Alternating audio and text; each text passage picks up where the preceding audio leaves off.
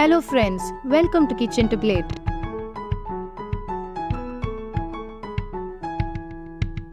வீட்லயே எக்ஸசைஸ் பண்ணாலும் சரி, ஜிம்க்கு போயிட்டு வந்தாலும் சரி, அந்த தாகத்தையும் பசியையும் தணிக்கிறதுக்கு நம்மளுக்கு சில்லுன்னு ஏதாவது ஹெல்த்தியாக தேவை தானே. அதுக்கு கொஞ்சம் ஓவர் நைட் ப்ரிப்ரேஷன் பண்ணிக்கலாமா? 4 பாதாம் பிசினை தண்ணியில் ஊற போட்டுடலாம். கூடவே 6 முந்திரி, பாதாம், 3 வால்நட், 6 பிஸ்தா, 6 காஞ்ச கருப்பு திராட்சை, 6 காஞ்ச திராட்சை, 2 டேட்ஸு, இது எல்லாத்தையும் ஓவர் நைட் ஊற வச்சிடலாம். அடுத்து நம்ம ரெசிபியோட ஹைலைட்டே இந்த தேங்காய் பால் தான். தேங்காயை தோல் சீவிட்டு ஒரு மிக்சி ஜாரில் சேர்த்துக்கோங்க. ஹை ஸ்பீடில் ஒரு வாட்டி சுற்றிட்டு திருப்பியும் அதில் தண்ணி சேர்த்துட்டு நல்லா நைஸாக அரைச்சிக்கலாம்.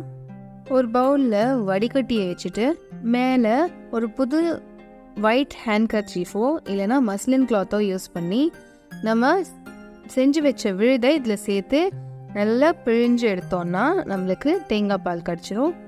இந்த ப்ரிப்ரேஷன்ஸ்லாம் முன்னாடி நாளே ரெடியாக வச்சுருந்தோன்னா ஜிம்க்கு போயிட்டு வந்த அடுத்த செகண்ட் இதை செஞ்சு சாப்பிட்றலாம். ரொம்ப ஈஸியான ஒரு ரெசிபி.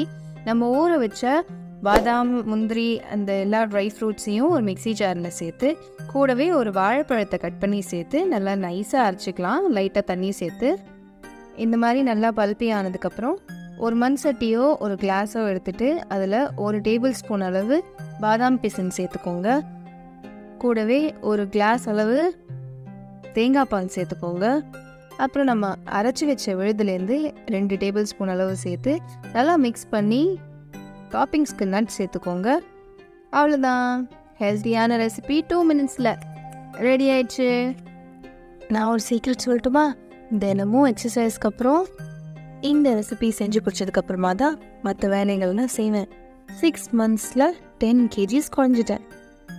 இந்த ரெசிபியை ட்ரை பண்ணி பார்த்துட்டு எப்படி வந்ததுன்னு எங்கள் கமெண்ட் செக்ஷனில் சொல்லுங்கள். பிடிச்சிருந்தா எங்கள் சேனலை சப்ஸ்கிரைப் பண்ணுங்கள். அப்படியே ஃப்ரெண்ட்ஸோடையும் ஷேர் பண்ணிடுங்க.